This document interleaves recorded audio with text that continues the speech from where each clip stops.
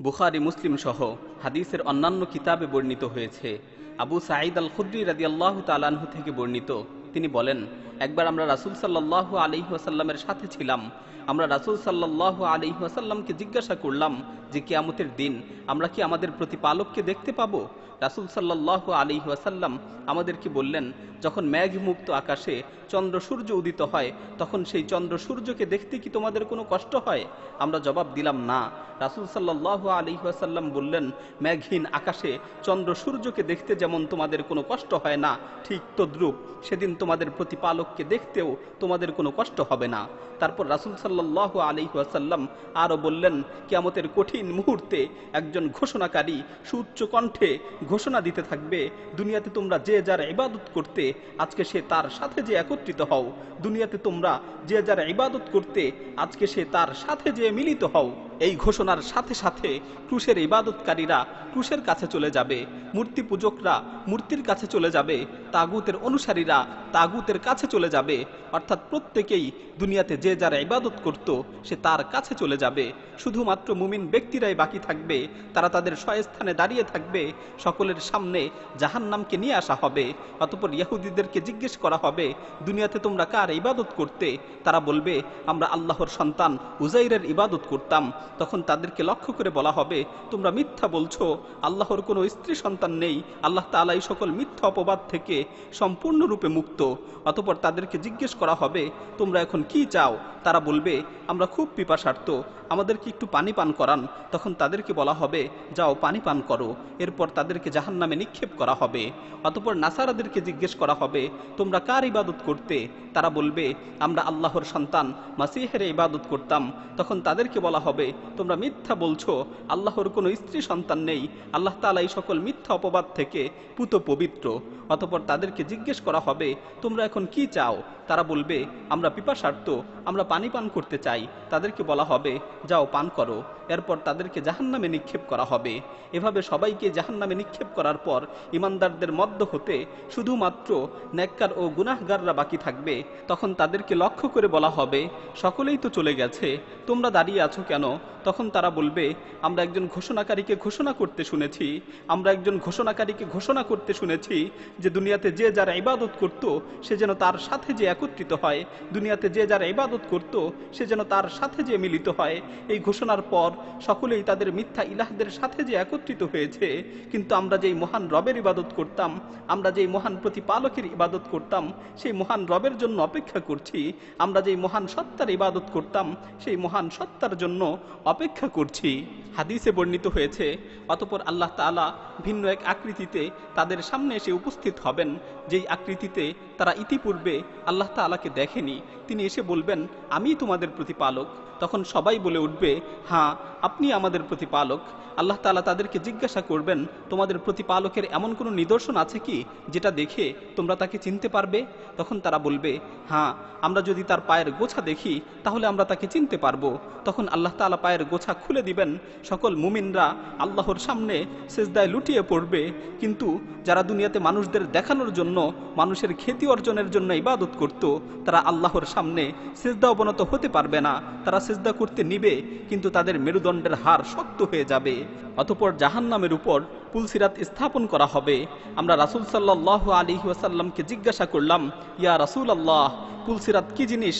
রাসূল সাল্লাল্লাহু আলাইহি ওয়াসাল্লাম বললেন, পুলসিরাত হচ্ছে এমন একটি দুর্গম পিচ্ছিল পথ যার থেকে মানুষ জাহান্নামে ছিটকে পড়বে, যার চতুর্পার্শ্বে লোহার বড় বড় আংটা ও বিশাল বিশাল কাঁটা থাকবে।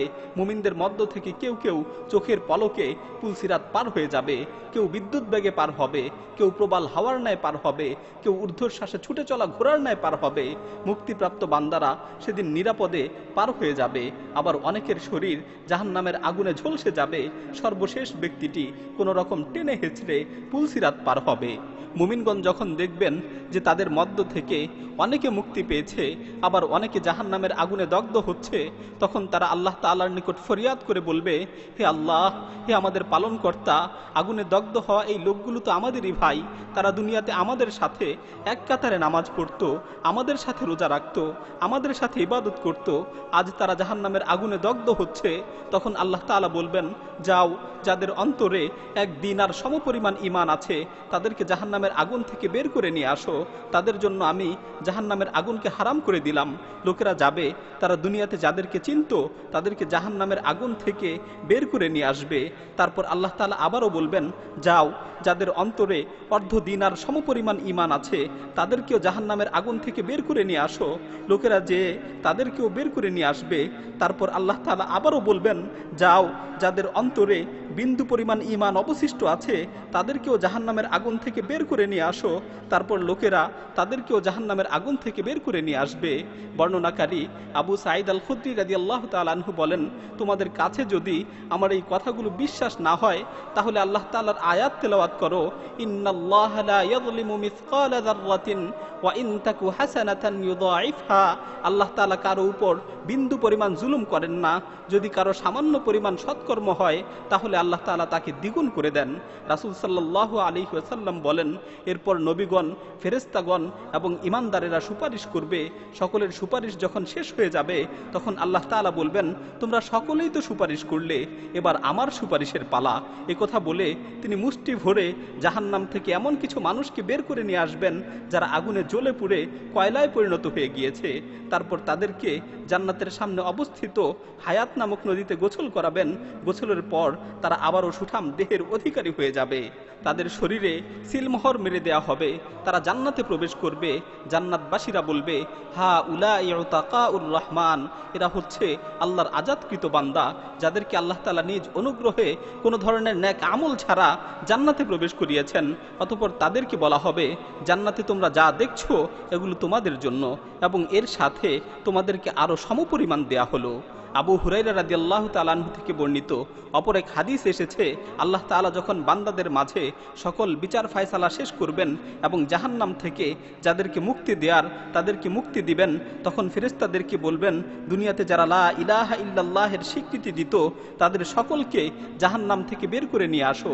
ফেরেশতারা তাদের চেহারায় সিজদার নিদর্শনগুলো দেখে দেখে তাদেরকে জাহান্নাম থেকে বের করে নিয়ে আসবেন। জাহান্নামের আগুনে তাদের সমস্ত শরীর পুড়ে যাবে, শুধুমাত্র সিজদার স্থানগুলো সুরক্ষিত থাকবে। এরপর তাদেরকে আবে হায়াতের পানি দিয়ে গোসল করানো হবে, তারা পুনরায় সুঠাম দেহের অধিকারী হয়ে যাবে। পরিশেষে তাদের মধ্য থেকে একজন জাহান্নামে উপর হয়ে পড়ে থাকবে। জাহান্নামীদের মধ্য হতে সে হচ্ছে সর্বশেষ জান্নাতে প্রবেশকারী।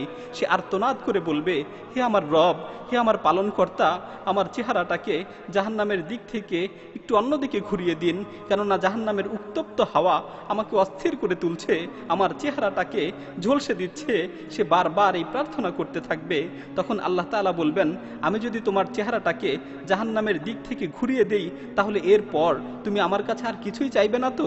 সে বলবে, হে আল্লাহ, আপনার ইজ্জতের কসম করে বলছি এরপর আর কিছুই চাইব না। অতঃপর আল্লাহ তাআলা তার চেহারাকে জাহান্নামের দিক থেকে ঘুরিয়ে দিবেন। সে কিছুক্ষণ চুপ থাকবে, তারপর সে আবারও বলবে, হে আল্লাহ, আমাকে যদি জান্নাতের দরজার কাছাকাছি একটু অবস্থান করতে দিতেন।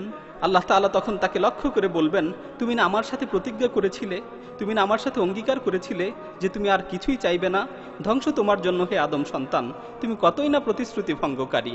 তারপর আল্লাহ তাআলা বলবেন, আমি যদি তোমাকে এটা দেই এরপর আর কিছু চাইবে না তো? সে বলবে, আপনার ইজ্জতের কসম করে বলছি। সে বলবে, আপনার ইজ্জতের কসম করে বলছি এরপর আর কিছুই চাইব না। অতঃপর আল্লাহ তাআলা এই ওয়াদার ভিত্তিতে তাকে জান্নাতের দরজার কাছাকাছি অবস্থান করতে দিবেন। সে কিছু সময় চুপ থাকবে। অতঃপর যখন জান্নাতের অভ্যন্তরীণ মনোরম দৃশ্য দেখবে, জান্নাতের আরাম আয়েশ দেখবে, তখন সে আবারও প্রার্থনা করে বলবে, হে আল্লাহ, আপনি যদি অনুগ্রহ করে আমাকে জান্নাতে প্রবেশ করিয়ে দিতেন।